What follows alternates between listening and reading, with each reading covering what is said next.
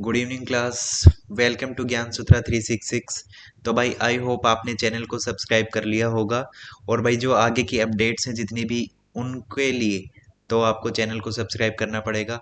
तो आज है हमारा भाई डे वन पे हम किस चीज़ की, भाई जो हमारी फ्री पेडागोजी, जो मैंने आपको बोला था, किसकी, जो हमारा स्पेशल बैच है, किस चीज़ का, जो फ्री पेडागोजी स्पेशल बैच है, भाई आज से उसकी क्लास स्टार्ट हो गई है।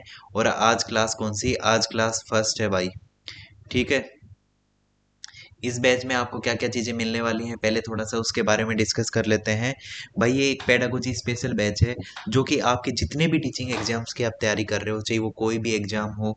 अभी रिसेंटली जो जो एग्जाम है, सबसे मेन जो भाई जो डी ट्रिपल एस बी का, किस चीज़ का, D triple S B, D triple S B का जो पी आर टी बैच है, उसमें भाई कितने 100 मार्क्स की आपकी पेडागोजी आ रही है भाई। 100 100 मार्क्स की पेडागोजी आ रही है भाई। तो उस पेडागोजी को अगर आपको हर एक पॉइंट से कवर करना है तो भाई आप यहाँ से कर सकते हो। उसके साथ साथ EMRS में भाई, EMRS में भी पेडागोजी का अच्छा खासा वेटेज है। वो पेपर 1 में तो इसका अच्छा खासा, कि जिसको चाहिए टीचिंग एप्टीट्यूड से लगा लो, आप टीचिंग मेथडोलॉजी से लगा लो, इंक्लूसिव एजुकेशन की बात कर लो या NEP की बात कर लो, हर एक टॉपिक इन डेप्थ आपको यहाँ से इस चैनल से कवर कराया जाएगा। और स्टेप बाय स्टेप हर एक डोमेन को कवर करवाएंगे। जैसे फिजिकल डोमेन हो गया, जो अपने साइकोमोटर, जो ग्रोथ एंड डेवलपमेंट में टीचिंग मेथडोलॉजी आ जाओ, जी अपने जो टीचिंग एप्टीट्यूड की जिसकी बात होती है वो आ जाओ, या फिर जो अपना सब्जेक्ट वाइज जो अपनी जो टीचिंग मेथडोलॉजी है उसकी बात कर लो, चाइल्ड साइकोलॉजी, इंक्लूसिव एजुकेशन, और जो भी स्किल टेस्ट वगैरह में जो भी चीज़ें आपके डेमो के टाइम पे जो कौन सी चीज़ें आपको ध्यान रखनी चाहिए कंप्यूटर टेस्ट में, कि जो भी टेक्नोलॉजी से जो किसकी बात करता है हमारी, जहाँ पे ये जो अपनी ICT information and communication and technology जो एजुकेशन के साथ जो अभी अटैच करके, भाई जो लेटेस्ट पैटर्न है उसी के बेसिस पे आपने जो कि रिसेंट में जो एग्जाम हो रहे होंगे, उसमें आपने चीज़ें नोटिस की होंगी कि जो पेडागोजी के जो सब्जेक्ट्स हैं उनको किनके साथ, जो हमारे ICT के टॉपिक्स हैं उनके साथ इंटीग्रेटेड करके पूछा जा रहा है। ठीक है भाई। और इस कोर्स की फीस भाई बिल्कुल फ्री ये कोर्स रहने वाला है। बस आपकी फीस इतनी होगी कि चैनल को सब्सक्राइब करो, और जितना ज़्यादा हो उतना, जिन बच्चों को नीड है, जो ये बैच खरीद नहीं सकते, उन बच्चों के लिए, उन बच्चों तक ये पहुंच जाए ये चैनल। तो इसमें आपका भी योगदान होगा, क्योंकि आप ही शेयर करने वाले हो, आप ही की वजह से ये बैच स्टार्ट करने वाले हैं।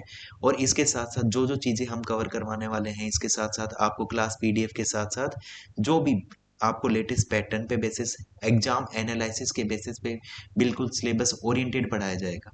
ठीक है। मेनली जो आपको जो कॉमन टॉपिक्स होंगे सब एग्जाम्स में, चाहे वो KVS आ जाओ या DSSS भी हो, NVS है, CTET, तो ये जो भी कोई भी एग्जाम हो, या फिर HTET हो, HTET में कुछ टॉपिक डिफरेंट होते हैं, उन टॉपिक्स को हम अलग से कवर करवाएंगे। किसी पर्टिकुलर एग्जाम में जो टॉपिक डिफरेंट है उनकी प्लेलिस्ट में अलग चीज़ें मिल जाएंगी। जो कॉमन टॉपिक्स हैं, जैसे कौन कौन सी चीज़, चाइल्ड साइकोलॉजी हो जाओ, इंक्लूसिव एजुकेशन आ जाओ, टीचिंग मेथड्स आ गए, जो अपने ग्रोथ एंड डेवलपमेंट की बात कर लो, हेरिडिटी एनवायरनमेंट की बात कर लो आप, ये जितनी भी लर्निंग थ्योरीज हैं, टीचिंग लर्निंग प्रोसेस है, ये सब चीज़ें जो कॉमन पार्ट पे आपके, जो कॉमन पार्ट है आपका, उस कॉमन पार्ट को आप क्या कर सकते हो कि कॉमन जगह से पढ़ोगे। किसी पर्टिकुलर एग्जाम की कुछ स्पेशल नीड्स होंगी, उनको एक आपको अलग से प्लेलिस्ट मिल जाएगी। क्योंकि देखो, जो हमारा HTET का एग्जाम है उसमें किस पे, साइकोलॉजी पे ज़्यादा एम्फेसिस किया जाता है, तो उसके लिए आपको अलग से प्लेलिस्ट है उसमें मिल जाएगी। ज़्यादा टाइम वेस्ट ना करते हुए भाई, हम हमारा आज जो स्टार्टिंग करने वाले हैं, जो सबसे किसकी, जो हमारा जो प्रोसेस है हमारा, जिसमें देखो हम 3 से 4 पार्ट्स में हम डिवाइड करने वाले हैं। एक को तो देखो हम हमारा साइकोलॉजी का पार्ट होगा, जिसमें चाइल्ड साइकोलॉजी, एडल्ट साइकोलॉजी, और जो टीचिंग साइकोलॉजी होगी उन पे बात करेंगे।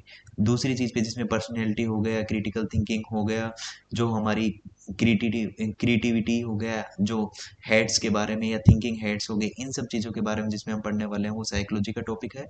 सेकंड चीज़ आ गई आपका, जो किसमें असेसमेंट की जो बात करते हैं, असेसमेंट की जिनमें बात करते हैं, असेसमेंट की जिस चीज़ों में बात कर रहे हैं, तो तीसरा पार्ट कौन सा है, असेसमेंट एंड मेजरमेंट की बात करेंगे। जो हमारा थर्ड पार्ट आएगा वो किसमें, जो CDP में, चाइल्ड डेवलपमेंट एंड पेडागोजी की जिनकी बात करते हैं, चाइल्ड डेवलपमेंट एंड पेडागोजी के अंदर कि बच्चे के चाइल्ड के डेवलपमेंट में जो सबसे बड़ा पार्ट है हमारा, उसी को सबसे पहले हम स्टार्ट करते हैं, जो चाइल्ड डेवलपमेंट है। तो आज हमारा सबसे पहले चाइल्ड डेवलपमेंट की, हमें आगे बढ़ने से पहले सबसे पहले ये चीज़ समझनी होगी कि चाइल्ड डेवलपमेंट हमें पढ़ाया क्यों जाता है। ठीक है, एक चीज़ अगर ये हमारे माइंड में क्लियर हो गई तो ये चीज़ें, ये पूरा पोर्शन है, ये समझना हमारे लिए बहुत ही आसान हो जाएगा। तो सबसे पहले हम बात करते हैं कि चाइल्ड डेवलपमेंट हमें पढ़ाया क्यों जाता है। चाइल्ड डेवलपमेंट इसीलिए पढ़ाया जाता है क्योंकि हम जिस एज ग्रुप के बच्चों से डील करने वाले हैं, चाहे हम किससे, जैसे स्टार्टिंग में ले लो एनटीटी से लेके, प्री प्राइमरी से लेके, और जो पीआरटी, टीजीटी और पीजीटी, तो हम कहाँ से, जो हम बात करते हैं इन्फेंसी से लेके अडोलोसेंस तक, एडोलेसेंस तक हम जो भी बच्चे आएंगे उनसे हम डील करेंगे। तो अगर हम इस एज ग्रुप को, इस एज ग्रुप की क्या क्या नीड है, इस एज ग्रुप की क्या क्या नीड है, इनकी नीड्स को, इस एज ग्रुप की जितने भी इस एज ग्रुप के अंदर आते हैं, ये कितना इन्फेंसी से एडोलेसेंस, कितना 2 साल से लेके हमारे पास, या फिर आप 3 ईयर लगा लो, 3 ईयर से लेके और जो हमारा 16 ईयर या फिर 18 ईयर तक का, जो भी इस एज ग्रुप में जो बच्चे होंगे, इस एज ग्रुप के बच्चों के अंदर क्या क्या चेंजेस आ रहे हैं, उन चेंजेस को, जो उनकी नीड्स हैं, उनके कौन कौन से चेंजेस कहाँ कहाँ आएंगे, उनके पी, उनके किस में फिजिकल चेंजेस होंगे, उनके कोग्निटिव चेंजेस उनके माइंड में, उनके में सोशल चेंजेस होंगे, और उसके अंदर इमोशनल PCSE जो चेंजेस आएंगे, उन चेंजेस को अंडरस्टैंड करने के लिए हमें चाइल्ड डेवलपमेंट के कॉन्सेप्ट को समझना पड़ता है। ठीक है, तो आज की क्लास में हम जिन चीज़ों की बात कर रहे हैं, आज की क्लास में जो कवर करवाएंगे, सबसे पहले हम ग्रोथ एंड डेवलपमेंट की बात करेंगे, उसमें फिजिकल और कोग्निटिव डेवलपमेंट की बात करेंगे, उसके बाद में फैक्टर इन्फ्लुएंसिंग डेवलपमेंट, कि डेवलपमेंट को कौन कौन से फैक्टर्स इफेक्ट करते हैं, हेरिडिटी हो गया और एनवायरनमेंट। हेरिडिटी किन चीज़ से आएगी, जो हमें हमारे पेरेंट्स से मिलते हैं, उन सब जो गुण मिलते हैं हमें, जो कैरेक्टरिस्टिक्स मिलते हैं, उनकी बात करते हैं। एनवायरनमेंट जो हमारी प्रीवियस से, जो हमारी इंटरेक्शन से, जब हम हमारे समाज में इंटरेक्ट करते हैं, हमारी इंटरेक्शन से जो हमारे अंदर चेंजेज आते हैं, डेवलपमेंट होते हैं, जैसे लैंग्वेज लर्निंग हो गई, बाकी चीज़ें, वो किस में, हमारी एनवायरनमेंट के अंदर आएंगे। उसके बाद में जेंडर रोल्स एंड डेवलपमेंट के बारे में पढ़ेंगे, बट मेनली आज की क्लास में हम ये 2 टॉपिक कवर करने वाले हैं। ठीक है, बाकी stages of development, infancy, childhood, adolescence के बारे में पढ़ेंगे, इंडिविजुअल डिफरेंसेस के अंदर पर्सनैलिटी, लर्निंग स्टाइल्स उनके क्या क्या होंगे, जेंडर रोल्स एंड डेवलपमेंट के बारे में, जो कि सोसाइटी की एक्सपेक्टेशन क्या क्या होती हैं, जेंडर स्टीरियोटाइप, जेंडर बायसनेस, इन सब चीज़ों के बारे में पढ़ेंगे। ठीक है, तो सबसे पहले हम किसके बारे में पढ़ रहे हैं, चाइल्ड डेवलपमेंट। इसके अंदर जो चाइल्ड डेवलपमेंट एंड पेडागोजी होती है, देखो चाइल्ड डेवलपमेंट के बारे में मैंने ऑलरेडी बता दिया कि बच्चे को समझना, कि चाइल्ड डेवलपमेंट का मेन क्या है, कि अंडरस्टैंड दी चाइल्ड, कि बच्चे को समझना, कि बच्चे को समझना, बच्चे के अंदर जो जो चेंजेस हो रहे हैं, जो जो उसकी नीड्स हैं, उनमें किस चीज़ में हेल्प किस टाइम पे। और पेडागोजी क्या चीज़ होती है, पेडागोजी एक, देखो, एक टीचिंग स्टाइल्स होती है, कि हमें कैसे पढ़ाना है, जिस चीज़ के बारे में बताता है, वो हमारे पेडागोजी के अंदर आती है। कि pedagogy is the skill of the being guide on the journey, कि एक पूरी जर्नी है जो हमें बताती है कि कहाँ पे हमें पुश करना है किसी चाइल्ड को या अपने आप को, व्हेन टू सपोर्ट, कि कब हमें बच्चे को सपोर्ट करना है, what path to take next, कि आगे के लिए हमें डिसीजन मेकिंग में हेल्प करती है, कि आगे कौन सी सिचुएशन में कैसे रिएक्ट करना है, जो हमें पेडागोजी बताती है, जो हमें टीचिंग स्टाइल है, जो हमारी टीचिंग स्टाइल होती है, जो हमें समझने में हेल्प करती है, हाउ टू टीच, कि पढ़ाते कैसे हैं बच्चों को, चाइल्ड डेवलपमेंट को। देखो इसके साथ साथ एंड्रोगोजी हो गए, जो कि एडल्ट एजुकेशन की बात करता है, पर आपके सिलेबस में आपके अकॉर्डिंग मैंने आपको बता दिया कि मेनली अपन को 3 से लेके 18 साल तक के बच्चों को डील करना है, इस एज ग्रुप को पूरा समझना है, क्योंकि स्कूल एजुकेशन के अंदर, कितना, स्कूल एजुकेशन के अंदर यही एज ग्रुप है, यही एज ग्रुप है जिसके साथ हम डील करने वाले हैं। ठीक है, चाइल्ड डेवलपमेंट का मतलब क्या होता है, कि चाइल्ड, जब बच्चा जन्म लेता है तो वो हर एक चीज के लिए, जब बच्चा जन्म लेता है तो वो हर एक चीज के लिए, बर्थ के टाइम से लेके और जब तक वो थोड़ा सा इंडिपेंडेंट होता है, तो चाइल्ड डेवलपमेंट का मतलब है कि फ्रॉम डिपेंडेंसी टू ऑटोनोमी, कि मतलब किसी दूसरे के ऊपर निर्भर रहने से और खुद इंडिपेंडेंट होने के लिए। जब बच्चा जन्म लेता है तो वो हर एक चीज़ के लिए, अगर उसे प्यास लगती है तो वो पानी पिए या दूध पिए, उसके लिए भी वो दूसरों पे डिपेंडेंट है। अगर अगर उसे किसी भी चीज़ की, अगर उसे सर्दी लग रही है, भूख लग रही है, या फिर उसे, और छोड़ो, अगर उसे टॉयलेट भी जाना है, तो वो हर एक चीज़ के लिए किसी दूसरे पे डिपेंडेंट है, क्योंकि वो खुद इतना एबल नहीं है। अगर वो टॉयलेट कर लेगा तो उसको डायपर चेंज करने के लिए भी किसी दूसरे की हेल्प लगेगी। तो बच्चा स्टार्टिंग में हर एक चीज़ पे क्या होता है, डिपेंडेंट होता है। और चाइल्ड डेवलपमेंट में क्या है कि डिपेंडेंसी से लेके चाइल्ड डेवलपमेंट कहाँ, ऑटोनोमी तक। ऑटोनोमी या स्वायत्तता का मतलब होता है कि बच्चे को डिपेंडेंट बनाना, ना इंडिपेंडेंट बनाना, सॉरी, अपने आप को, कि बच्चा सब चीज़ें के लिए, जितनी अपनी जो डे टू डे टास्क हैं, सारी चीज़ें परफॉर्म करने के लिए, हर एक चीज़ के लिए बच्चा खुद पे निर्भर करना। ठीक है, बच्चा अपने आप वो चीज़ें कर ले, किसी दूसरे पर निर्भर ना हो, कि सेल्फ डिपेंडेंट बच्चा बने। और ये पूरा प्रोसेस चाइल्ड डेवलपमेंट कहाँ से, इन्फेंसी से लेके और जो हमारे एडोलेसेंस है वहाँ तक, उसमें बच्चे में मल्टीपल चेंजेस आती हैं। स्टार्टिंग में बच्चे के अंदर कोग्निटिव चेंजेस बहुत ही ज़्यादा, बहुत ही होते हैं, कि टोटली, ये देखो, एक इम्पोर्टेंट क्वेश्चन मैं अभी यहाँ पे डिस्कस करने जा रहा हूँ, कि सबसे पहले किसमें, 0 से लेके 6 ईयर तक, 6 ईयर तक बच्चे का कितना, 90%, या फिर कई बुक्स में आपको 85% उनका क्या मिलेगा, कि ब्रेन डेवलपमेंट हो जाता है। ब्रेन डेवलपमेंट या तो 90% या फिर 85। अगर ऑप्शन में आपको दोनों दिखे तो 85% पे आप टिक कर सकते हो, पर कुछ बुक्स में आपको 90% और कहीं पे आपको 85%। अगर आप एनटीटी के बच्चे हो, कि नेशनल जो अपने टीचर ट्रेनिंग वाले हैं, एनटीटी की जो DSS भी है, किसी भी एग्जाम, तो 85 आपको टिक करना है। अगर आपका पीआरटी से रिलेटेड या बीएलएड डीएलएड के रिलेटेड अगर आप एग्जाम दे रहे हो, वहां पे अगर ये क्वेश्चन पूछा जाता है ऑप्शन में 90 85 है, तो 90 को आपको टिक करोगे अकॉर्डिंग टू योर एग्जाम। ठीक है। अब चाइल्ड के अंदर कौन कौन से, देखो, चाइल्ड डेवलपमेंट के अंदर हमें क्या क्या चीज़ की, एक बच्चे का कोर फोकस किस पे, चाइल्ड के डेवलपमेंट की, बच्चे का डेवलपमेंट कहाँ से हो रहा है, उसके माइंड, उसके बिहेवियर, उसके माइंड के अंदर कौन से हमारी कोग्निशन, कोग्निशन की बात करते हैं, किसकी, जो माइंड डेवलपमेंट के अंदर किस चीज़ की बात करते हैं हम, बच्चे के ब्रेन की, माइंड की, बिहेवियर की। तो इसके अंदर किस चीज़ की हम बात करेंगे, कोग्निशन की बात करेंगे। ठीक है, जो हमारी संज्ञानात्मक,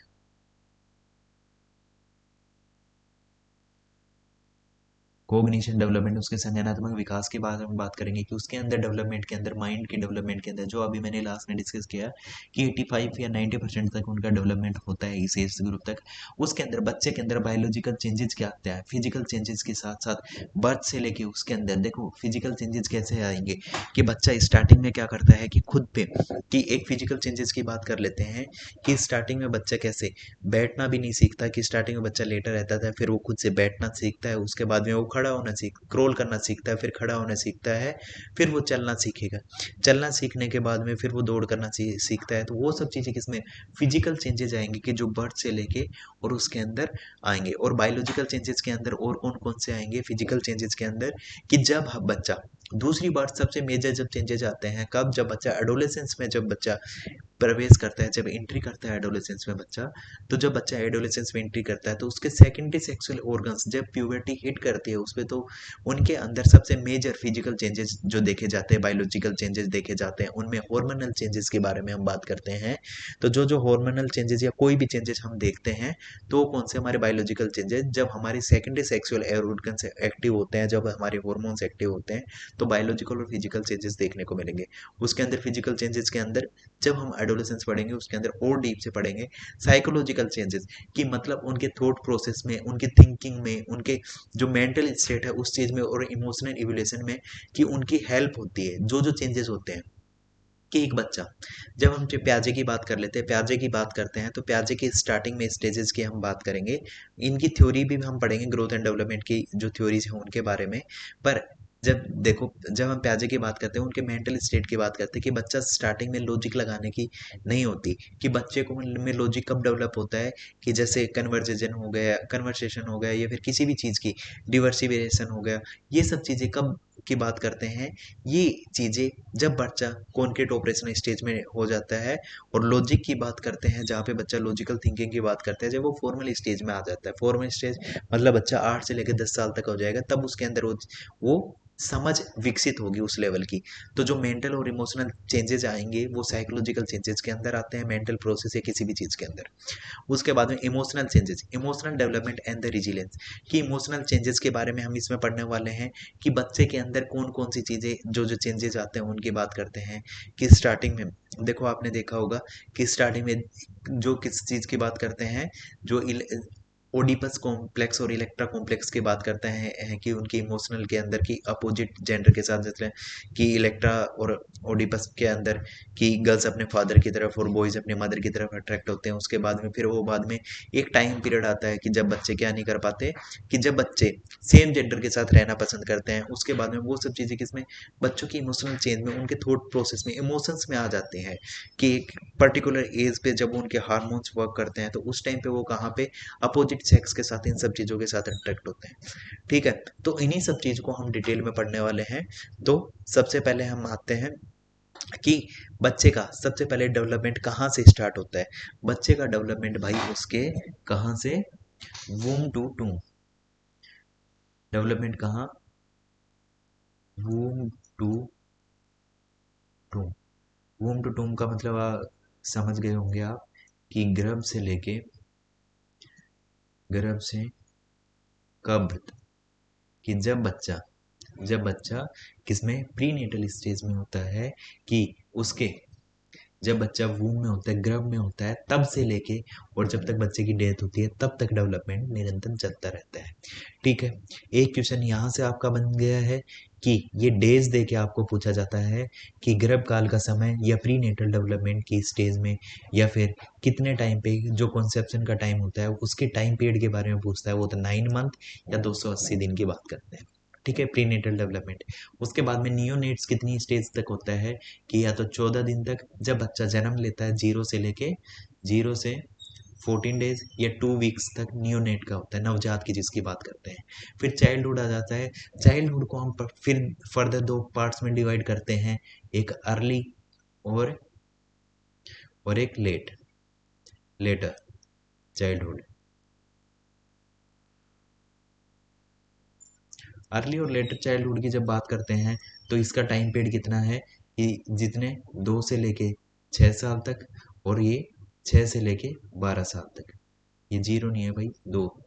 ठीक है, 2 से 6 और 6 से 12। और उसके बाद में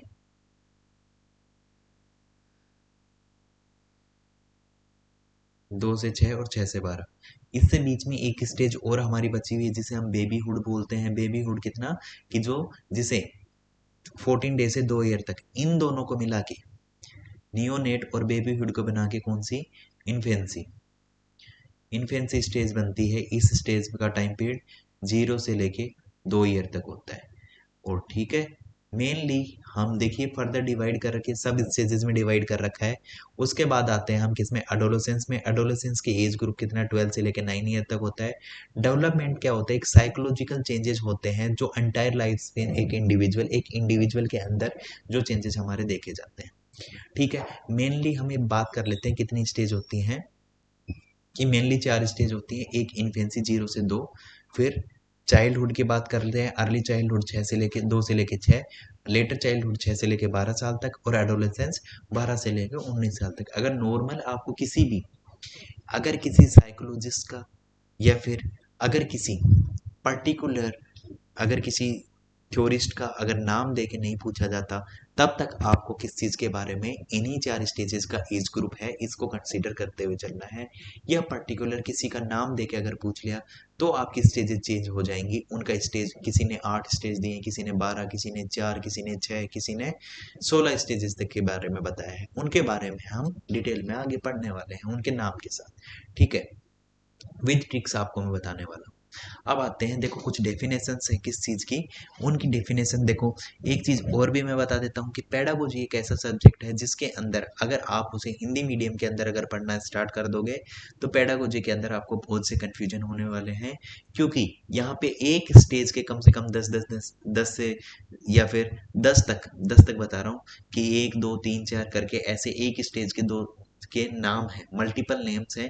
पर अगर इंग्लिश में आप पढ़ोगे तो आपको 1 से 2 नेम्स में काम आपका चल जाएगा, किसी को एक नेम से किसी को 2 नेम से जाना जाता है। पर मल्टीपल नेम्स होने की वजह से आपको कन्फ्यूजन हो सकता है, क्योंकि एग्जाम में जरूरी नहीं है कि आपने जितने नाम से आपने पढ़े हुए हैं वो ही पर्टिकुलर नेम दे के पूछे। इनके एग्जाम्पल्स भी हम आगे देखेंगे। ठीक है, तो ये डेफिनेशंस है कि बर्ग जी हैं, उनकी डेफिनेशन है कि प्री नेटल टू मैच्योरिटी, कि जन्म से पूर्व से लेके प्री नेटल, जब बच्चा गर्भ से लेकर होता है मैच्योर तक होता है, तब तक हम किसको, चाइल्ड डेवलपमेंट को कंसिडर करते हैं कि बाल विकास मनोविज्ञान की वह एक शाखा है जिसमें व्यक्ति की जन्म पूर्व अवस्था से परिपक्वता परिपक्वावस्था तक होने वाले सभी परिवर्तनों को स्पष्ट करता है। कि प्रीनेटल से लेके मैच्योरिटी तक जितने भी परिवर्तन होते हैं, जितने भी चेंजेस होते हैं, उनको क्लियर करते हैं, उसे ही हम क्या बोलते हैं, जो अपना डेवलपमेंट बोलते हैं। जेम्स रिवर जी ने बताया कि बर्थ से लेके जब तक मेच्योर होता है बच्चा, बर्थ से लेके मेच्योरिटी, देखो प्रीनेटल का मतलब होता है कि जब बच्चा गर्भ में होता है, और बर्थ का मतलब है कि जब बच्चा जन्म लेता है, कि बाल बाल मनोविज्ञान की चाइल्ड साइकोलॉजी की वह शाखा जिसमें बच्चा जन्म से लेकर परिपक्व तक विकसित हो रहे मानव के अध्ययन को, कि विकसित हो रहे मानव को जन्म से लेके और मैच्योरिटी तक, मैच्योरिटी कब तक आती है, जब हम अडल्टहुड में प्रवेश करते हैं, तब तक के स्टेज में जो मानव के, किसमें, मानव के जो भी डेवलपमेंट में जो भी चेंजेस हो रहे हैं, उनके पूरी स्टडीज को, उनकी पूरी स्टडी को हम क्या बोलते हैं, जो हमारी चाइल्ड डेवलपमेंट के अंदर आती है। उसके बाद में चाइल्ड डेवलपमेंट को कितने मेनली फर्दर 2 मेजर पार्ट्स में डिवाइड किया गया है। मेजर पार्ट्स में कितने, कि एक का नाम है भाई कौन सा, एक डेवलपमेंट, दूसरा ग्रोथ। ग्रोथ और डेवलपमेंट दोनों ही एक डिफरेंट डिफरेंट डोमेन्स हैं, 2 डोमेन्स में इन्होंने बताया है कि इन दोनों एस्पेक्ट में क्या डिफरेंस है। कि देखो ग्रोथ एंड डेवलपमेंट में हम आगे चल के एक एक पर्टिकुलर चीज़ के बारे में पढ़ेंगे, पर मोटा मोटा डिफरेंस ये होता है कि ग्रोथ वो होती है कि जिसको एक पर्टिकुलर टाइम तक होती है, एक पर्टिकुलर टाइम तक के बाद में ग्रोथ स्टॉप हो जाती है। पर डेवलपमेंट एक कॉन्टिन्यूस, एक सतत चलने वाला प्रोसेस है। ठीक है, दूसरी बात, ग्रोथ में क्या होती है, क्वांटिटेटिव। क्वांटिटेटिव का मतलब होता है कि जिनको हम मेजर कर सकते हैं, ग्रोथ को हम मेजर कर सकते हैं कि हमारी हाइट बढ़ गई, हमारा वेट बढ़ गया, जब हमारा एरिया डायमीटर है वो बढ़ चुका है, जिसको हम एक इंची टेप से लेके या स्केल से मेजर कर सकते हैं, वो डोमेन्स किस में आते हैं, जैसे साइज में, वेट में, जिनको मेजर कर सकते हैं वो ग्रोथ के अंदर आएंगे। जिनको हम क्वालिटेटिव वाइज, क्वालिटेटिव क्वालिटी की जिसकी बात करते हैं, क्वालिटी को हम मेजर नहीं कर सकते। जैसे कि हमारा लैंग्वेज डेवलपमेंट है, लैंग्वेज डेवलपमेंट हो गया कि जितना ज़्यादा हमें एक्सपोजर होगा, जैसे हमारा एक्सपोजर होता जाएगा, जितना ज़्यादा हमारा एक्सपोजर होता जाएगा, तो हमारे अंदर क्या क्या चेंजेस आते जाएंगे। उन चेंजेस के अंदर जैसे जैसे एक्सपोजर होता जाएगा, उस एक्सपोजर, उस एक्सपीरियंस को हम गेन करेंगे। उस एक्सपीरियंस को गेन करने के साथ साथ हमारे अंदर जो कि एक क्वालिटेटिव चेंज की तरफ हम बढ़ते जाएंगे। तो डेवलपमेंट किसकी बात करता है, क्वालिटी की बात करता है। ग्रोथ किसकी बात करता है भाई, हमारे क्वांटिटी की बात करता है।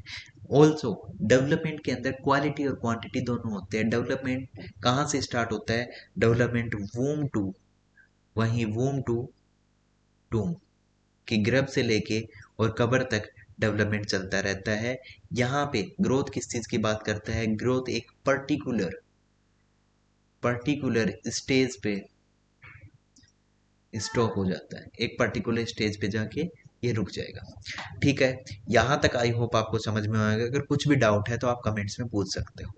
अब डेवलपमेंट के कुछ डोमेन्स हैं, उन डोमेन्स की बात करते हैं। ठीक है, डेवलपमेंट्स के मेन 4 डोमेन है, जिसे हम किसकी ऑलरेडी बात करते हैं, P C S E. P C S E, P C S आपने स्टेट पी सी एस का नाम सुना होगा तो वहाँ से याद रख सकते हो। पी सी एस का मतलब है फिजिकल, जो फिजिकल डेवलपमेंट है। दूसरा cognitive, social, emotional. Physical development किसकी बात करता है, हमारी जो हमारी जो हमारी फिजिकल डेवलपमेंट जो हमें दिखता है हमारी मोटर स्किल्स की बात करता है। मोटर स्किल्स की बात करता है, वो मोटर स्किल्स कौन कौन सी होती हैं? दो टाइप की होती है फिजिकल डेवलपमेंट में, एक ग्रोस होती हैं और एक फाइन। ग्रोस का मतलब होता है large muscles, large large muscles की जिनकी बात करते हैं कि लार्ज मसल्स के अंदर जो बड़े बड़े काम में, जैसे एग्जाम्पल इसका कौन सा है? रनिंग,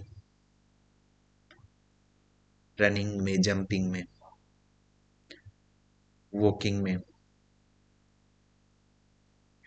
तो इनमें जिसमें बड़ी मसल्स का ज़्यादा यूज होता है। फिजिकल मतलब कि फिजिकल स्ट्रेंथ से लगा लो कि हमारी बॉडी की जो ग्रोथ होती है वो फिजिकल डेवलपमेंट में आती है। जो फाइन मोटर स्किल्स है, fine motor fine motor skills का मतलब, फाइन का मतलब क्या होता है? महीन, मतलब पतला, कि मतलब छोटी मसल्स। छोटी मसल्स का मतलब कि जिसके अंदर हम क्या क्या करते हैं, जो आर्ट, किसी चीज में आर्ट करने में, कुछ चीज लिखने में बिल्कुल फाइन फाइन अगर छोटी सी चीज है, या फिर जो जिसमें आई हैंड कोऑर्डिनेशन, आई हैंड कोऑर्डिनेशन, आई हैंड कोऑर्डिनेशन की जहाँ पे जरूरत पड़ती है। अगर एक सुई में अगर एक सुई में धागा डालना है तो किसमें, कि हमारे हाथ का और आई का, माइंड का कोऑर्डिनेशन की सबसे ज्यादा जरूरत है। उसके साथ साथ जो जहाँ पे कौन सी हमारी स्मॉल मसल्स का जहाँ पे ज्यादा यूज होता है वो कौन से, हमारी फाइन मोटर स्किल्स में, जो फाइन महीन काम, पतला काम करने में हमारी हेल्प करता है। कोग्निटिव डेवलपमेंट पे अब हम आ जाते हैं। कोग्निटिव डेवलपमेंट हमारी किस चीज़ में की बात करता है? हमारे संज्ञान का, हमारे ब्रेन का, जो हमारे दिमाग की डेवलपमेंट की, जो हमारे थिंकिंग प्रोसेस में, रीजनिंग में, जो हमारे थॉट्स में, थॉट्स को बनाने में, इम्प्लीमेंट करने में, किसी चीज़ के लिए सोचने में हमारा, देखो कोग्निटिव डेवलपमेंट भी दो टाइप का होता है। एक क्रिएटिविटी के लिए जाना जाता है, दूसरा अदर वर्क्स के लिए जाना जाता है। हमारे ब्रेन्स के दो पार्ट होते हैं, दो पार्ट में किसमें, जो कौन सा, दो पार्ट्स में डिवाइड होता है, एक लेफ्ट ब्रेन एक राइट ब्रेन। लेफ्ट ब्रेन में, जैसे लेफ्ट ब्रेन की बात करते हैं तो लेफ्ट की बात करते हैं तो एल में एल आता है, तो एल में किसमें, लैंग्वेज डेवलपमेंट, क्रिएटिविटी की बात करते हैं जो कि लेफ्ट साइड में होता है। राइट ब्रेन जो अदर फंक्शंस परफॉर्म करने में बात करते हैं। लैंग्वेज की बात करते हैं, लैंग्वेज हमारा स्टोरेज कहाँ करती है, लैंग्वेज का थोकने, सोचने का, लैंग्वेज को बोलने के लिए सोचने के प्रोसेस कहाँ से होता है? एक हमारे माइंड में कौन सा, जो हमारे ब्रेन में Broca Broca area Broca area होता है, वो ब्रोका एरिया हमारे थिंकिंग प्रोसेस में, जो हमारी लैंग्वेज स्टोरेज में हमारी हेल्प करता है चीज़ों को रिमेम्बर करने में। जो हमारी किसकी बात करता है, रीजनिंग की, लॉजिक की बात करता है, वो किसमें, हमारे वो सारे प्रोसेस हमारे कोग्निटिव डेवलपमेंट में होते हैं। हर एक को इंडिविजुअली पढ़ेंगे। उससे पहले सोशल डेवलपमेंट की, कि हम लोगों से इंटरेक्ट कैसे करते हैं, हम समाज से इंटरेक्ट कैसे करते हैं, हमारे मदर फादर से, हम किसी से भी इंटरेक्ट कैसे करते हैं, वो हमारे सोशल डेवलपमेंट के अंदर आता है। तो उन्हीं सब चीज़ों में, जो समाज के इंटरेक्शन से, कि हम जैसे लैंग्वेज सीखते हैं तो लैंग्वेज किससे, जैसे हम किसी भी नई लैंग्वेज को सीखने की बात करेंगे तो वहाँ पे हमारी सबसे मेन किस चीज़ की बात करते हैं, कि लैंग्वेज जब भी सीखते हैं तो हम क्या बोलते हैं, कि माहौल, माहौल की बात करते हैं, कि अगर हमारे पास माहौल नहीं है, एनवायरनमेंट की, अगर विदाउट एनवायरनमेंट, हम कहते हैं कि हमें इंग्लिश बोलने में प्रॉब्लम हो रही, किस वजह से, कहते हैं हमारे पास एनवायरनमेंट नहीं है। तो उसी एनवायरनमेंट की बात करते हैं, उसी में अडेप्ट करने की, उस एनवायरनमेंट में घुलने मिलने की, और उस एनवायरनमेंट से इंटरेक्ट करने की, क्योंकि एनवायरनमेंट क्या है, कि जो एक नर्चर का काम करता है, जो हमारे किसमें नर्चर का काम करता है। नर्चर का मतलब क्या होता है, न्यूट्रिशंस का काम करता है, जो हमें माहौल देता है, हमें एनवायरनमेंट देता है। उन सब चीज़ों में हम क्या कर सकते हैं, उन चीज़ों में वो चीज़ें हमारी हेल्प करती है किसी चीज़ में, कि हमारी वोकैब डेवलपमेंट करने में, हमारे को जो हमारा एनवायरनमेंट है, हमारी सोसाइटी है, उसको अंडरस्टैंड करने में जो हमारी हेल्प करता है, वो किसमें, हमारा जो डेवलपमेंट के एरिया के अंदर, जो हमारे सोशल डेवलपमेंट में आता है। उसके बाद में इमोशनल डेवलपमेंट जो किस चीज़ की बात करता है, जो हमारी फीलिंग्स की, जो हमारी इमोशंस की, जो कि हमारे थॉट प्रोसेस में, हमारी फीलिंग्स में, हम कैसे लोगों के बारे में सोचते हैं, लोग हमारे बारे में क्या सोच रहे हैं, किसी सिचुएशन में। इमोशनल डेवलपमेंट में क्या होता है, कि किसी सिचुएशन में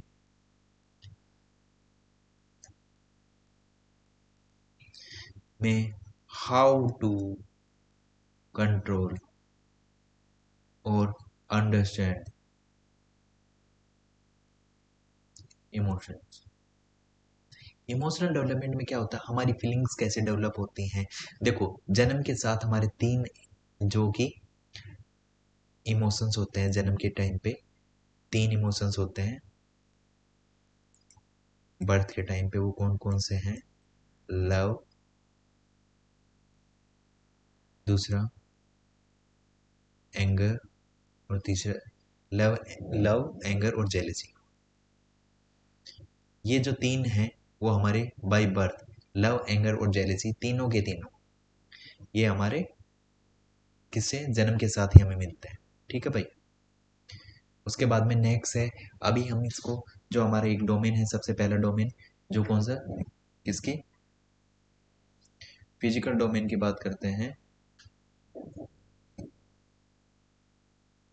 एक नंबर फिजिकल डोमेन के अंदर कि change in the body size and maturity, जिसके बारे में ऑलरेडी कि हमारी बॉडी की साइज में, मेरी मैच्योरिटी में, जो हमारी मैच्योरिटी क्या है, कि मैच्योरिटी की बात करते हैं, ये क्या है, बायोलॉजिकल, बायोलॉजिकल प्रोसेस है भाई।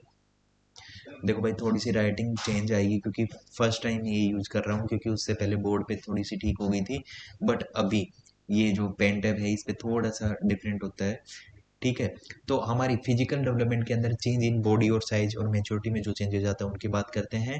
उसके बाद में मोटर स्किल्स में, मोटर स्किल्स के बारे में ऑलरेडी बता चुका है, दो टाइप की मोटर स्किल्स हैं, ग्रोस, जो देखो मोटर स्किल्स क्या होती हैं, जो कोऑर्डिनेशन होता है हमारा, जो हम फिजिकल एबिलिटीज करते हैं, कोऑर्डिनेशन किसके, ब्रेन के साथ साथ, ब्रेन के साथ हमारे आई हैंड लेग, जिनके भी पूरी बॉडी का कंट्रोल हमारे किसमें, ब्रेन के साथ है। उस कोऑर्डिनेशन को, जो फिजिकल एबिलिटीज हमें परफॉर्म करने में हेल्प करती है, वो कौन, मोटर स्किल्स हमारी हेल्प करती हैं। वो मोटर स्किल्स दो टाइप के होते हैं, जो ग्रो, एक टाइप की कौन सी, कि जो हमारा फर्स्ट ए है वो ग्रोस मोटर स्किल है, बी है वो फाइन मोटर स्किल्स है, जो ऑलरेडी जिनके बारे में हम बात कर रहे हैं, large movement involving big muscles, कि बड़ी मसल्स और लार्ज मूवमेंट्स को, कि लार्ज मूवमेंट करने में, कि हमें भागने में, दौड़ने में, कूदने में, कि हमारी बड़ी मसल्स का यूज हो रही है, और बड़े मूवमेंट्स करने में, फाइन मोटर में कि small precise movement with hand and figure, कि हमारी उंगलियों से, जैसे हम राइटिंग करते हैं वो हमारी कौन सी, फाइन मोटर स्किल्स का वर्क होता है वहाँ पे। हम ड्राइंग करते हैं उसके अंदर, या फिर हम आर्ट करते हैं, कोई भी डायग्राम ड्रॉ कर रहे हैं, तो उन सब चीज़ों में कौन से, हमारे फाइन मोटर स्किल्स का यूज होता है। ठीक है। अब नेक्स्ट वाला है कि कोग्निटिव डेवलपमेंट के अंदर, कोग्निटिव डेवलपमेंट के अंदर हम किस किस चीज़ की बात करते हैं, कि देखो, परसेप्शन, परसेप्शन किस चीज़ की बात करते हैं, अपने थॉट प्रोसेस की। परसेप्शन के अंदर हमारा क्या, थॉट प्रोसेस है, कि हम किसी चीज में, किसी सिचुएशन के, या फिर किसी के बारे में, देखो अब मेरा परसेप्शन है कि किसी के बारे में मेरा थॉट प्रोसेस क्या है, कि मैं उसके बारे में कैसा सोचता हूँ, कि स्टाइलस देख के मेरे मन में क्या परसेप्शन है इसके बारे में, किसी इंसान को देख के क्या परसेप्शन है, क्या थॉट प्रोसेस है, मैं उसके बारे में क्या सोचता हूँ, किसी इंडिविजुअल का थिंकिंग प्रोसेस क्या है, किसी दूसरी या किसी सिचुएशन की तरफ देख के। ठीक है, तो वो उसके किसके, थॉट प्रोसेस की बात करता है। दूसरा, अब बात करते हैं जो किसकी, लैंग्वेज एक्विजिशन डिवाइस होता है, एलईडी, लैंग्वेज एक्विजिशन में, कि हमारा ब्रेन का काम क्या होता है, जो दूसरी चीज की बात करते हैं, लैंग्वेज एक्विजिशन, की लैंग्वेज को ग्रहण करना, किससे, जो हमारे एनवायरमेंट से। एनवायरमेंट को हम किससे लेंगे, यहाँ हमारे फैमिली से, कि हमारी फैमिली, कि हमारी फैमिली कैसी लैंग्वेज बोलती है, आपने जिस चीज की बात करते हैं, language, mother tongue, mother tongue की जो बात करते हैं, कि हम अपनी मदर टंग को कितनी जल्दी एक्वायर कर लेते हैं। हर एक बच्चे के अंदर लैंग्वेज एक्विजिशन डिवाइस, जिसे LAD के होता है, नोम्स चोम्स्की, नोम्स चोम्स्की जी ने किसके बारे में, लैंग्वेज एक्विजिशन डिवाइस के बारे में बात किया था, जो किसमें 5 ईयर तक एक्टिव रहता है भाई, कि 5 साल तक के बच्चे को आप कोई भी दुनिया की किसी भी लैंग्वेज वाले एनवायरनमेंट में भेज दो, बच्चा अपने आप, एक्वेजिशन का मतलब होता है अर्जन, अर्जन करना, कि एक लर्निंग होता है, लैंग्वेज लर्निंग, दूसरा अर्जन, अर्जन यानी किसी चीज को एक्वायर करना विदाउट एनी, एक्वेजिशन में किस चीज की हेल्प होती है, कि without without any formal setting, कि किसी भी फॉर्मल, विदाउट किसी क्लासरूम के, विदाउट ग्रामर के, किसी भी चीज़ के बिना हम लैंग्वेज को एक्वायर कर लेते हैं, सीख लेते हैं। एक सेकंड वही बात आती है कि हमें कोई सेकंड या थर्ड लैंग्वेज अगर सीखने के लिए बोला जाता है तो उसके लिए हम क्लासेस लेते हैं, उसके लिए हम पूरा वोकैब किसी टीचर की हेल्प लेते हैं, किसी मोर नॉलेजेबल अदर, एम के ओ मोर नॉलेजेबल अदर की किसी की रिक्वायरमेंट होती है। ठीक है, लैंग्वेज स्किल्स कैसे हम एक्वायर करते हैं, हमारे एनवायरनमेंट से, फैमिली, इमीडिएट फैमिली मेंबर से।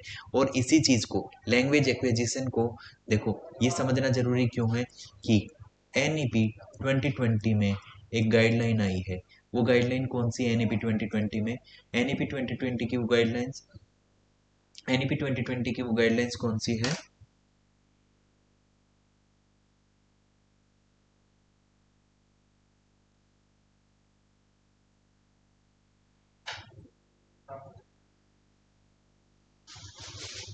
जो NEP 2020 की जो गाइडलाइंस है, उस गाइडलाइंस के अंदर हमारी किस चीज़ की बात करते हैं?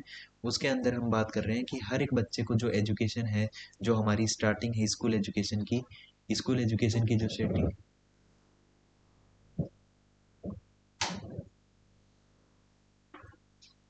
कि जो स्कूल एजुकेशन में जो लैंग्वेज एक्विजिशन की बात कर रहे हैं, उसके अंदर सबसे पहले स्टार्टिंग हमें कहाँ से करनी है? मदर टंग से।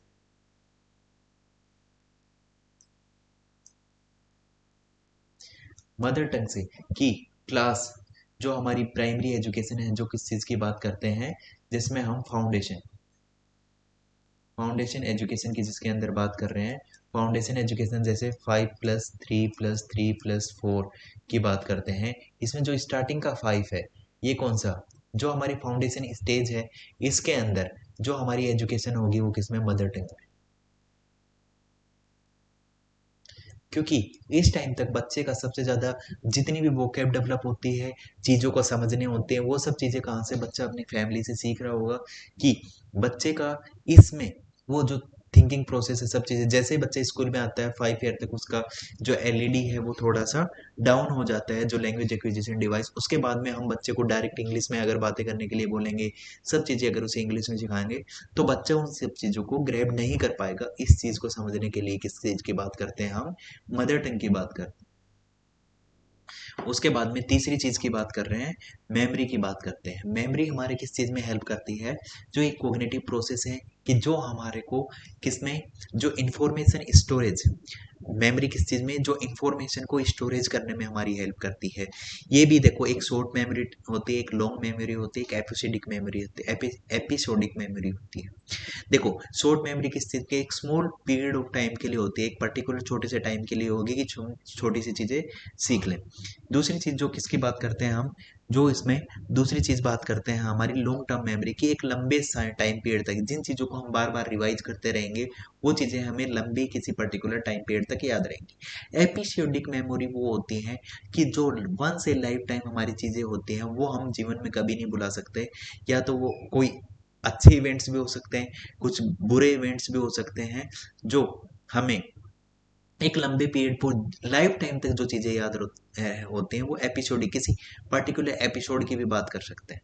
ठीक है, कोई पर्टिकुलर ऐसे इवेंट है, जैसे आपकी शादी हो गई, या फिर किसी आपके लव वंस की डेथ हो गई, कुछ भी हो गया, तो वो एक क्या, एक एपिसोड, एक पॉइंट ऑफ टाइम है जिसको आप भुला ही नहीं पाओगे किसी एक लंबे पीरियड ऑफ टाइम तक। उसके बाद में कॉन्सेप्ट फॉर्मेशन, कि हमें कॉन्सेप्ट्स को, जैसे हमारा क्या होता है कि माइंड, जो हमारी इंफॉर्मेशन को जब हम प्याजे पढ़ेंगे, तो हम पढ़ेंगे कि इन स्कीमा पढ़ेंगे। इसको स्कीमा क्या होता है कि इंफॉर्मेशन को क्या स्टोरेज करने में हमारी हेल्प करता है। स्कीमा क्या करता है, हमारी इंफॉर्मेशन को स्टोर करने में हमारी हेल्प करता है। तो उसके अंदर कॉन्सेप्ट फॉर्मेशन के अंदर क्या होता है कि हमारे माइंड में जो इंफॉर्मेशन होती है, वो कॉन्सेप्ट के रूप में हमारे में स्टोर होती है। तो जो चीज़ें हमारी अटैच होती जाती हैं, जो चीज़ें हमें फील होती है, जिनसे हम कनेक्ट करते हैं, वो कॉन्सेप्ट्स हमें लंबे टाइम तक याद रहते हैं। तो कॉन्सेप्ट्स को स्टोरेज करने में, उनको रिलेट करने में, चीज़ों को एक दूसरे के साथ कंबाइन करने में हमारी हेल्प कौन करता है?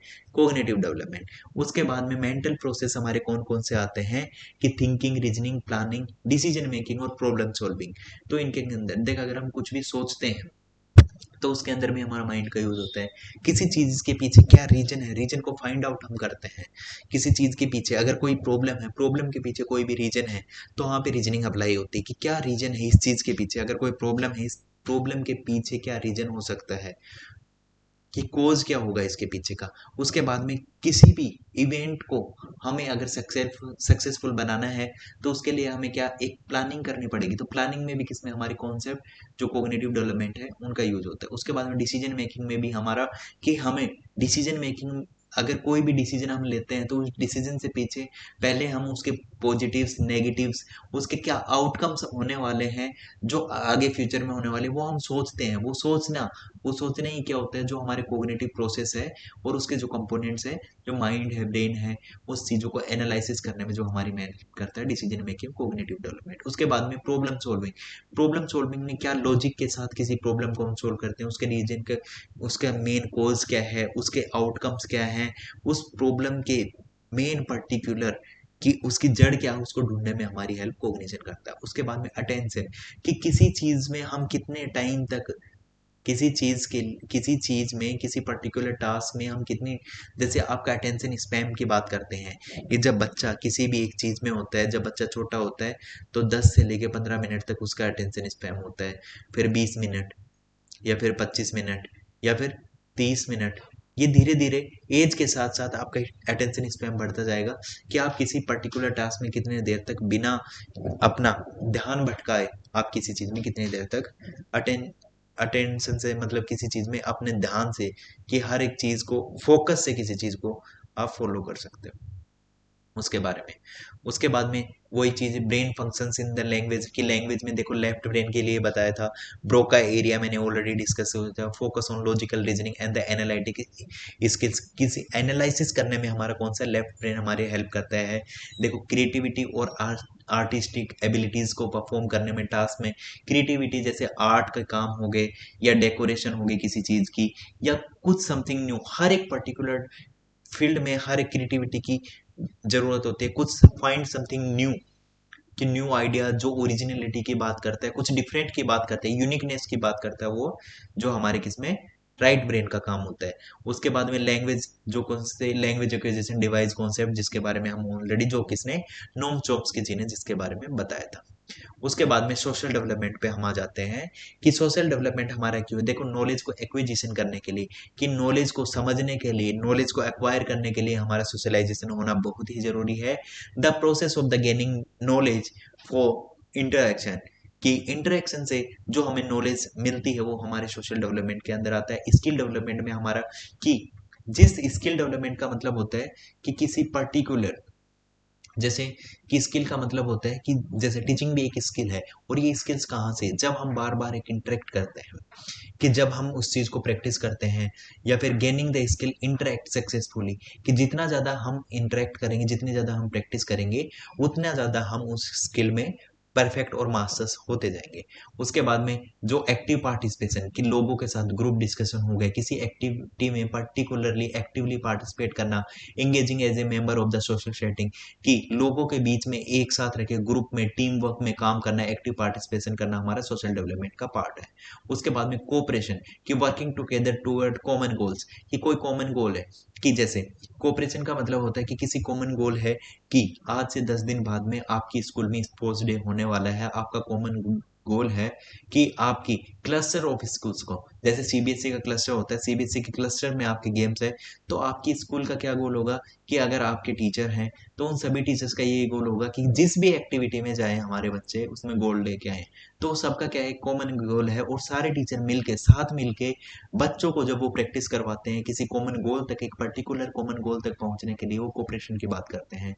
कोलैबोरेशन का मतलब होता है कि joining force for achieve share objectives, कि अपने कोलेब्रेशन का मतलब होता है कि जैसे आपने रील्स का एग्जांपल देख लो, कोलेब का, कि कोलेब्रेशन का मतलब क्या है, कि देखो दो लोग हैं, एक वीडियो बनाई उन्होंने, छोटी सी रील बनाई, ये देखो आप इजीली इस चीज को समझ कि दो लोगों ने एक रील बनाई, उसमें दोनों लोग हैं, उसके साथ कोलेब करके क्या है कि दोनों के जैसे थाउजेंड थाउजेंड फॉलोअर दोनों के, तो उसके बाद में अगर एक बंदा अपने स्टेटस पे या अपनी स्टोरी में या अपनी पोस्ट करता है उस रील को, तो उसको 1000 तक उसकी रीच हो जाएगी। और उसके बाद में अगर दोनों कोलैब करते हैं तो दोनों के फॉलोवर्स को वो चीज़ें दिखेंगी। तो उनका कॉमन ऑब्जेक्टिव्स क्या है कि हमारी रील की रीच बढ़ाना। दोनों ने क्या किया कि आपने एक ऑब्जेक्टिव से पर्टिकुलर ऑब्जेक्ट के लिए, एक पर्टिकुलर टास्क के लिए कोलैब किया और अपना अपना टास्क परफॉर्म करके कॉमन ऑब्जेक्टिव्स तक पहुंच गए।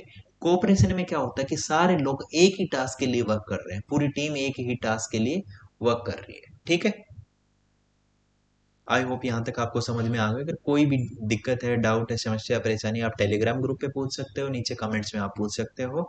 ठीक है भाई। और भाई प्लीज़ चैनल को सब्सक्राइब कर देना, क्योंकि जितना ज़्यादा आप इस चीज़ में हेल्प करोगे, ये जिन बच्चों को नीड है उन तक पर्टिकुलरली पहुंच जाएगी। ठीक है, aspect of the emotional development की, इमोशनल डेवलपमेंट के लिए देखो अवेयरनेस की बात करते हैं, इमोशनल डेवलपमेंट, मैनेजमेंट की बात करते हैं, कंट्रोल की बात करते हैं। इमोशनल डेवलपमेंट में किसको मैनेज करें, किसको अवेयर करें, किस चीज को कंट्रोल करें, तो सबसे मेन है यहाँ पे फीलिंग की बात हो रही है भाई। फीलिंग्स को और अपने इमोशंस को, इमोशंस जो हमारे भाव है, फीलिंग और भाव की बात कर रहे हैं कि हमारे भाव को, हमारी फीलिंग्स को, इमोशंस को हम कैसे मैनेज कर रहे हैं। Effectively handling emotions in various situation, किसी सिचुएशन में हम कैसे रिएक्ट करते हैं, हमारे कंट्रोल्स को, हमारे इमोशंस को हम कैसे कंट्रोल करते हैं। या चाहे वो कोई दुखी न्यूज़ हो, कोई अच्छा हो, कोई भी इवेंट हो, उस इवेंट में हम अपने आप को, हमारी डिसीजन मेकिंग को, हमारे इमोशंस को कैसे कंट्रोल करते हैं, वो हमारे इमोशनल डेवलपमेंट का पार्ट है।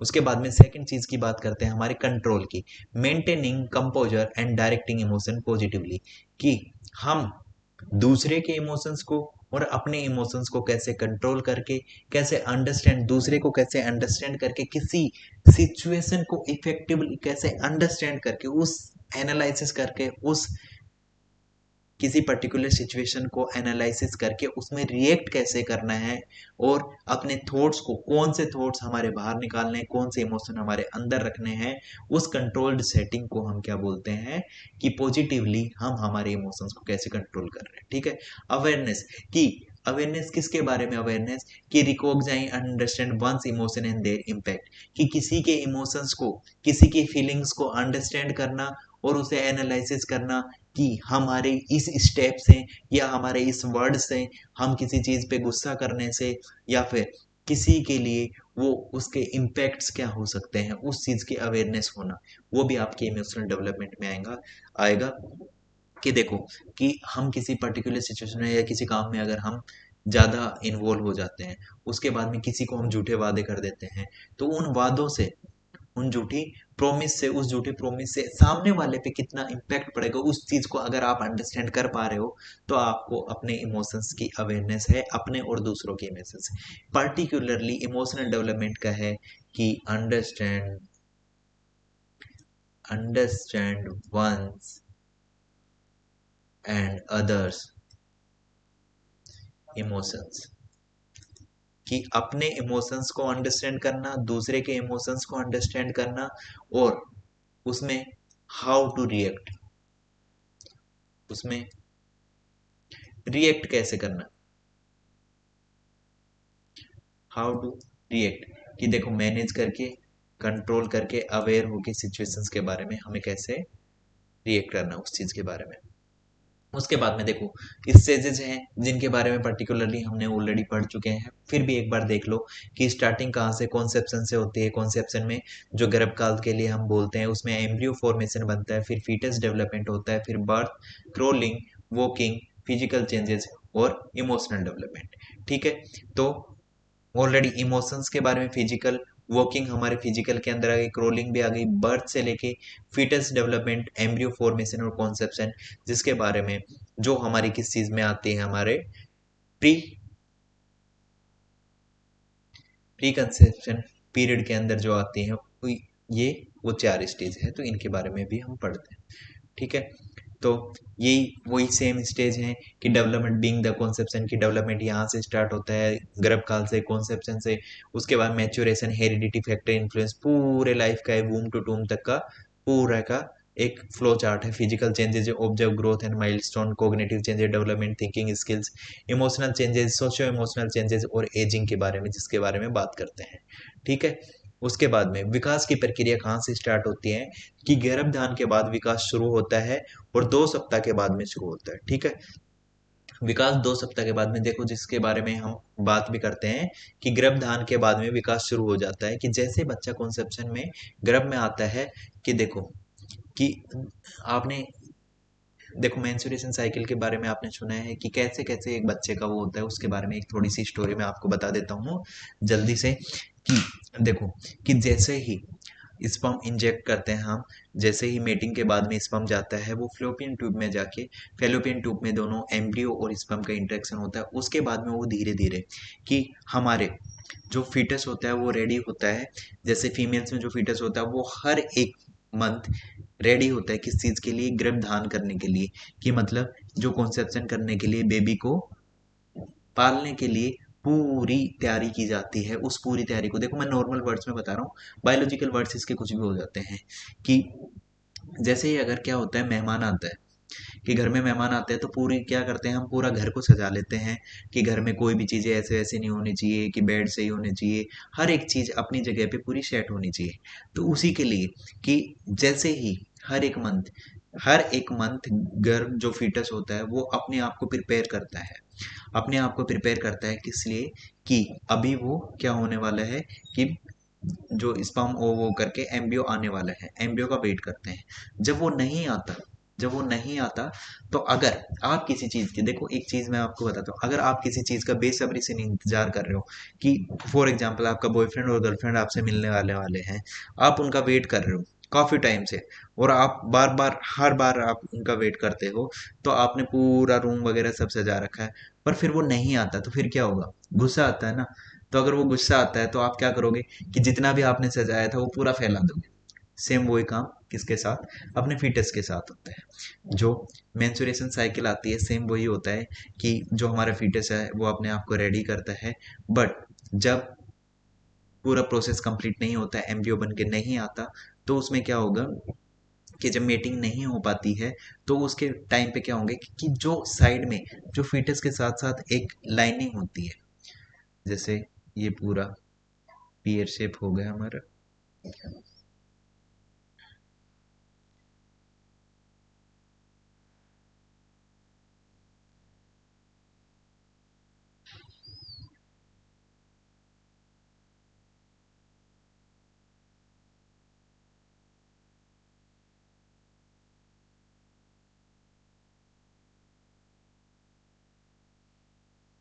कुछ ऐसा है भाई, ड्राइंग तो ऐसी है, थोड़ी सी कोऑपरेट कर लेना। ठीक है, यहाँ पे हमारी ओवरी होती है दोनों साइड, और एक चीज और बता देता हूँ, और एग्जाम्स के लिए एक ओवरी इधर होती है, 2 ओवरी होती है टोटल। इस जैसे ऑल्टरनेटिव आता है कि एक 1 मंथ यहाँ से एग आएगा और दूसरे मंथ ऑल्टरनेटिव इधर से आएगा एग। ठीक है, तो मेटिंग होगी तो वो कहाँ पे, अगर यहाँ पे एम्ब्री जो एग है, एग के साथ अगर यहाँ पे स्पर्म हो जाता है, तो उससे पहले ये देखो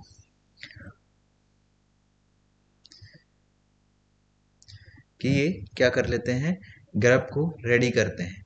जैसे ये लाइनिंग है, ये पूरी लाइनिंग बन जाती है, ये पूरी लाइनिंग बन जाती है, जो किसको, इसको प्रोटेक्ट करने के लिए, इसे न्यूट्रिएंट देने के लिए, हर एक चीज के लिए प्रोटेक्शन देने के लिए स्पर्म जाके यहाँ पे फ्लोपिन ट्यूब में कहीं जाके ये आ जाते हैं, उसके बाद में धीरे धीरे जो हमारे फीटस में आते हैं। ठीक है, जब ये काम नहीं हो पाता, जब मीटिंग नहीं हो पाती यहाँ पे, या फिर स्पर्म और एग नहीं मिल पाते हैं, तब क्या होता है कि जो ये लाइनिंग, एक्स्ट्रा लाइनिंग, जो मैंने ये अभी ग्रीन कलर की जो लाइनिंग बनाई है, ये कवर करने के लिए, ये लाइनिंग क्या होती है कि धीरे धीरे कंप्रेस होके वो टूटने लगती है, ये टूटने लगती है। जैसे ये लाइन टूट के, और ये टूटने के बाद में धीरे धीरे ड्रॉप्स के रूप में बाहर आनी स्टार्ट हो जाती है, इसे मेंस्ट्रुएशन साइकिल बोलते हैं। ठीक है, जो ये पर मंथ आती है, ये 28 डेज के बाद में ये पूरा यही प्रोसेस होता है। पर देखो यहीं पे स्टार्ट होता है कि आपका डेवलपमेंट कहाँ से, इस जगह से, ये वाली जगह है, ये प्लेस है, इस प्लेस से आपका डेवलपमेंट स्टार्ट होता है। ठीक है, विकास के 2 सप्ताह बाद में शुरू हो जाता है। शारीरिक परिवर्तन होते हैं, कि शारीरिक परिवर्तन भी शुरू हो जाते हैं। जैविक प्रक्रिया शामिल होते हैं, कि बायोलॉजिकल, इसके अंदर कौन से फिजिकल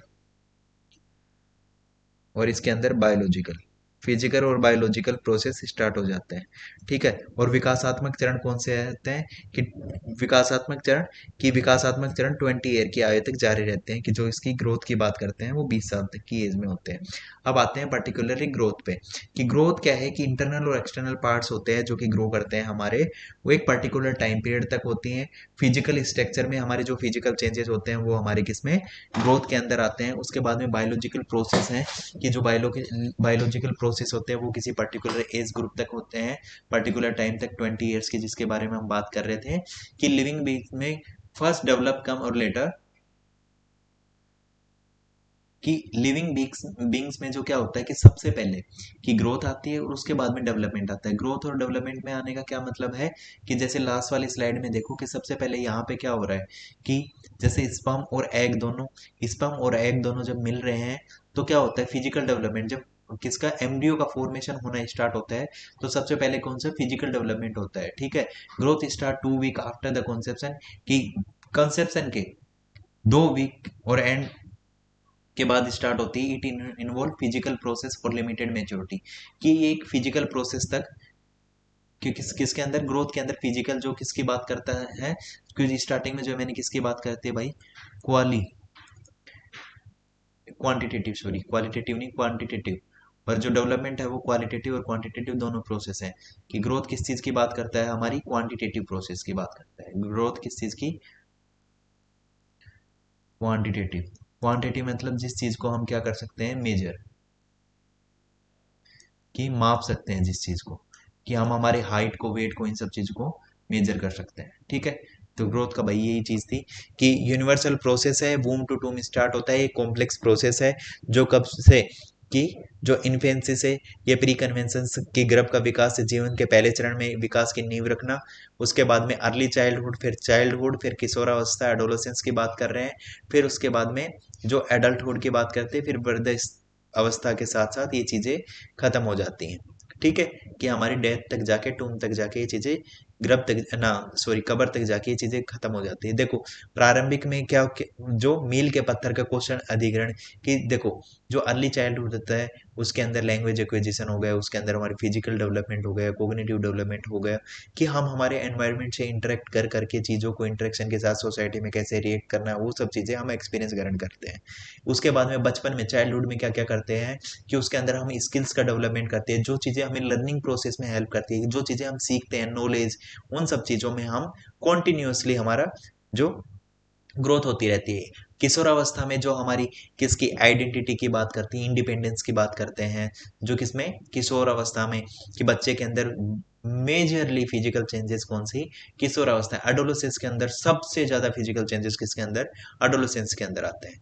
ठीक है, वेस्ट, और देखो भाई, देखो 2 क्वेश्चन अभी तक बन चुके हैं, कि सबसे ज्यादा कोग्निटिव चेंजेस कौन से, भाई जो हमारी इन्फेंसी की स्टेज है, 0 से लेके 5 तक, उसके अंदर।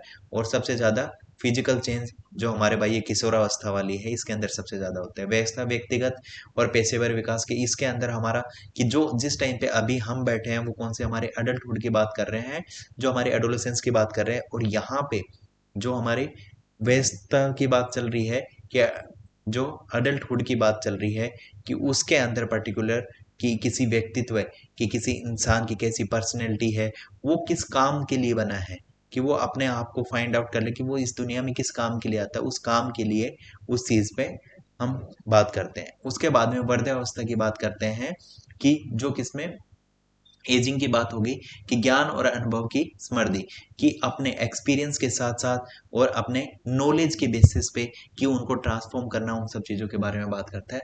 तो ये कंप्लीट हमारी किसकी, जो ग्रोथ की पूरी यात्रा है, कि नेचर ऑफ डेवलपमेंट और कैरेक्टरिस्टिक और पैटर्न, कि डेवलपमेंट का नेचर क्या क्या है।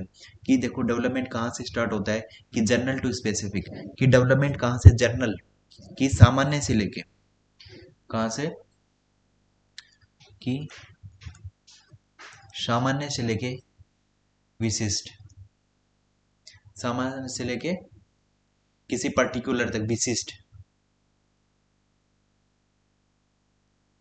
कि सामान्य से लेके विशेष तक किसी पर्टिकुलर तक डिडक्ट होके आता है।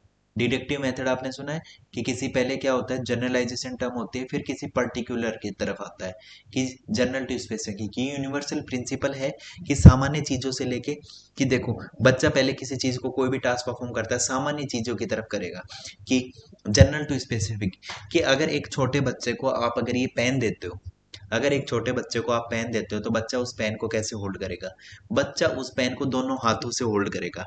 बट उसके थोड़े टाइम बाद में अगर उस बच्चे को पेन दोगे तो वो, जैसे अभी मैंने ये स्टाइलस पकड़ रखा है, ऐसे वो पेन पकड़ेगा।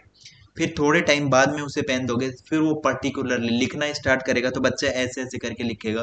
फिर पर्टिकुलरली वो एक फिंगर से और एक थंब से बच्चा पेन पकड़ के फिर वो लिखना स्टार्ट करेगा। तो वो स्टार्टिंग में क्या था, एक जनरल प्रोसेस था, और उसके बाद में स्पेसिफिकली वो इस से लिखने स्टार्ट कर देता है। ठीक है, उसके बाद में डेवलपमेंट का नेचर और कौन सा है कि भाई एक ये कॉन्टिन्यूअस प्रोसेस है, कि लाइफ लॉन्ग चलने वाला और एंडलेस, कभी नहीं खत्म होने वाला। डेवलपमेंट कभी भी नहीं खत्म होता है, वूम से लेके टूम तक लाइफ लॉन्ग कॉन्टिन्यूअस प्रोसेस चलता रहता है। उसके बाद में बात करते हैं क्वालिटेटिव चेंजेस की। क्वालिटेटिव चेंजेस क्या होते हैं कि क्वालिटी में डेवलपमेंट होता है। कि क्वांटिटेटिव चेंज वो होते हैं जिनको हम मेजर कर सकते हैं, क्वालिटेटिव चेंज क्या होते हैं कि जिनको हम मेजर नहीं कर सकते, उनकी क्वालिटी में इंप्रूवमेंट होता है। ठीक है, जिसके अंदर किस चीज में, स्किल डेवलपमेंट, कि हम डे टू डे अगर किसी भी टास्क को, पर्टिकुलरली किसी टास्क को परफॉर्म करते जाएंगे, उसमें हम मास्टर होते जाएंगे, उसमें हमारी एबिलिटी, उसमें हमारे काम करने की तरीके अच्छे होते जाएंगे। उसके बाद में नॉलेज एक्सपेंशन, कि हमारे ज्ञान भी बढ़ता जाएगा। जैसे जैसे क्वालिटी बढ़ती जाएगी, हमारा पर्टिकुलर किसी सब्जेक्ट के ऊपर, किसी चीज पे हम वर्क कर रहे हैं, उसका ज्ञान भी बढ़ता जाएगा। उसके बाद में ब्रॉड एरिया की बात करते हैं, कि मल्टीपल डोमेन्स इंटीग्रेटेड की बात करते हैं, कि मल्टीपल डोमेन्स, उन डोमेन्स में कौन सा, physical, cognitive, psychomotor, emotional domain, नहीं सॉरी, जो फिजिकल, कोग्निटिव, सोशल और इमोशनल जो डेवलपमेंट होते हैं, मेनली वो चार डोमेन्स। यहाँ पे ब्रॉड डोमेन्स, मल्टीपल डोमेन्स की बात करें, इंटीग्रेटेड अप्रोच, कि ये डोमेन्स आपस में एक दूसरे के अंदर, कि फिजिकल डोमेन, कि फिजिकल प्लस कोग्निटिव, कि जब हम गेम खेलते हैं, गेम के अंदर स्ट्रेटेजी के साथ साथ हमारी फिजिकल की भी जरूरत होती है, हमारी स्टेमिना की भी जरूरत होती है। तो फिजिकल और कोग्निटिव दोनों डोमेन्स मिलकर साथ काम कर रहे हैं। इमोशन डोमेन्स भी काम करते हैं, कि एंगर कितना उस पर काम कर रहा है। तो जब ये डोमेन्स आपस में एक दूसरे से इंटरेक्ट होके, इंटीग्रेट होके काम करते हैं, तो बेटर परफॉर्मेंस देते हैं। फिक्स पैटर्न होता है, कि जो डेवलपमेंट का पैटर्न होगा वो फिक्स होगा, कि प्रीडिक्टेबल सीक्वेंस होगा स्ट्रक्चर पाथ की। फिक्स पैटर्न कैसे होगा डेवलपमेंट का, कि एक बच्चा पहले बर्थ से लेके वो इन्फेंसी में ही जाएगा, ना कि बर्थ के बाद में वो सीधा ही चाइल्डहुड में चला गया। तो ये क्या है कि फिक्स में हम प्रिडिक्ट कर सकते हैं इस चीज को। ठीक है, फिक्स पैटर्न को हम क्या कर सकते हैं, प्रिडिक्ट कर सकते हैं। उसके बाद में देखिए बच्चा क्या होता है कि क्या करेगा, सबसे पहले वॉक करेगा, वो करने के बाद ही रन करेगा। एक नंबर पे ये आएगा तो दो नंबर पे ये आएगा, कभी भी ये अपोजिट नहीं हो सकता। ये प्रोसेस वॉक के बाद रनिंग होगा, यही नहीं है कि पहले बच्चा रनिंग करना स्टार्ट कर दे उसके बाद वॉकिंग। तो हम क्या प्रिडिक्टेबल कर सकते हैं, प्रिडिक्टेबल। और स्ट्रक्चर पाथ तो ये हो गया वॉक के बाद रनिंग है। प्रिडिक्टेबल का मतलब है कि हम प्रिडिक्ट कर सकते हैं कि आज बच्चा अगर बैठा है तो कल, कि आज अगर वो शिट है उसके बाद में कल स्टैंड भी हो जाएगा, स्टैंड के बाद में वो वॉक भी करेगा, और वॉक के बाद में वो रन भी करेगा। तो ये क्या होगा कि पूरा सीक्वेंस होगा। ठीक है, तो हम प्रिडिक्ट कर सकते हैं, प्रिडिक्टेबल सीक्वेंस होता है। ठीक है, उसके बाद में डिफरेंस है भाई, कि डेवलपमेंट के अंदर क्या होता है, फिजिकल चेंजेस होते हैं, मेंटल चेंजेस होते हैं, ऑब्जर्वेशनल फंक्शन की हम ऑब्जर्व कर सकते हैं उनको, कॉन्टिन्यूस प्रोसेस होते हैं, सिक्वेंशियल और सर्टेन डायरेक्शन में होते हैं, किसी डायरेक्शन में। ये डायरेक्शन कौन सी थी, सिफेलोकोडल लगा लो, प्रेक्सिमोडिस्टल। सिफेलोकोडल क्या मतलब होता है, सिर से लेके पैर तक। प्रोक्सिमोडिस्टल क्या मतलब होता है कि अंदर, पेरीफेरी से लेके आउटवर्ड तक। ठीक है, सेंटर से लेके पेरीफेरी तक, सॉरी। ठीक है, उसमें उसके बाद में फिजिकल फिजिकल स्ट्रक्चर कौन से होते हैं, कि जो हमारी चेंज एरिया की बात करते हैं, नैरो एरिया होता है फिजिकल, ना सॉरी ग्रोथ। उसके बाद में स्टॉप आफ्टर सम टाइम, की कुछ टाइम तक मेच्योरिटी तक जाके ये रुक जाता है। नो सीक्वेंस, कोई सीक्वेंस नहीं होता। नो सर्टेन डायरेक्शन, कोई डायरेक्शन नहीं होती। ठीक है, उसके बाद में हमारा नेक्स्ट आता है which factor play more significant role in the child development, कि भाई ये एक डिबेट है कि जिसके अंदर सबसे ज़्यादा कंफ्यूजन होता है कि हेरिडिटी का ज़्यादा रोल होता है किसी के डेवलपमेंट में, एनवायरनमेंट का। और मैं कह रहा हूँ हेरिडिटी और एनवायरनमेंट दोनों का ही इक्वल रोल होता है, दोनों एक दूसरे को क्या करते हैं, एक एक दूसरे के लिए कॉम्प्लीमेंट्री है, कॉम्प्लीमेंट देते हैं। हेरिडिटी वो होता है जो किस चीज़ की बात करता है, जो हमारे जीन्स की बात करता है, जीन की बात करेगा। और उसके उसके बाद में heredity provide the static fix foundation for the development influencing genetic traits और पोटेंशियल की बात करता है। जो हमारी ट्रेड्स और पोटेंशियल, ट्रेड्स का मतलब क्या होता है भाई, जो ट्रेड्स का मतलब होता है कैरेक्टर, कैरेक्टरिस्टिक्स, की कैरेक्टरिस्टिक्स हो गए कि जो हमें किससे मिलते हैं, हेरिडिटी किस पे डिपेंड करती है, पेरेंट्स टू ऑफस्प्रिंग, कि जो कहां से, हमारे माता पिता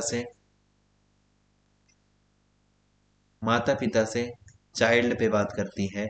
जो क्या, जो कैरेक्टरिस्टिक्स, जो गुण कहा माता पिता से बच्चों के अंदर जो गुण आते हैं भाई, उनको ही हम क्या बोलते हैं, हेरिडिटी के अंदर आते हैं। एनवायरमेंट कहाँ से आते हैं, जो हमारे प्रीवियस के इंटरेक्शन से जो चीज़ें हम सीखते हैं, हमारे आसपास के लोगों से हम बातचीत करके, हमारे सोसाइटी से, जो हमारे बिहेवियर को सेव करता है, हमारे डेवलपमेंट में हमें हेल्प करता है, हमारे एक्सपीरियंसेस के थ्रू, वो हमारे एनवायरनमेंट के अंदर आता है। आई होप आपको यहाँ तक समझ में आया होगा। उसके बाद में nature nurture in child development, nature का मतलब होता है वही भाई किसकी, जो नर्चर का मतलब होता है, नर्चर जो हमें न्यूट्रिशंस वैल्यू प्रोवाइड करता है।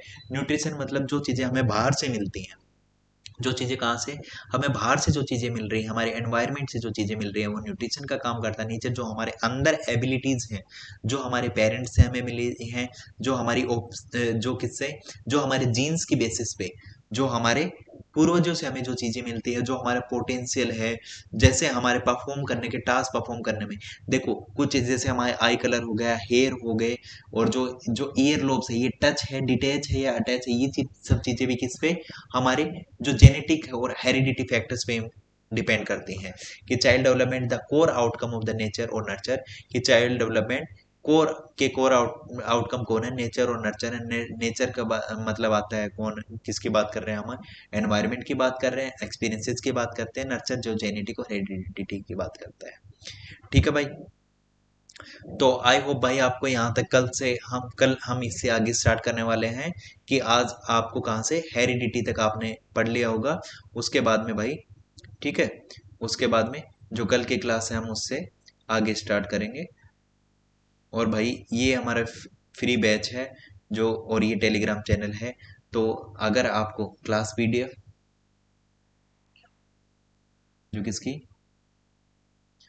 क्लास पीडीएफ की बात है, और दूसरी चीज़ जो भी आपको डाउट है आप यहाँ से क्लियर कर सकते हैं। और भाई ये पेडागोजी स्पेशल बैच है, ये ऑल एग्जाम्स है भाई, सभी एग्जाम्स के लिए है। ऐसा नहीं है कि किसी एक एग्जाम के लिए, पर्टिकुलर सभी एग्जाम्स के लिए है। जो कॉमन टॉपिक्स होंगे वो आपको कॉमन सेक्शन में मिल जाएंगे। अगर किसी पर्टिकुलर एग्जाम में अगर जल्दी आएंगे या किसी पीवाई की सीरीज की बात करेंगे, उनके अलग से प्लेलिस्ट बना देंगे। ठीक है भाई।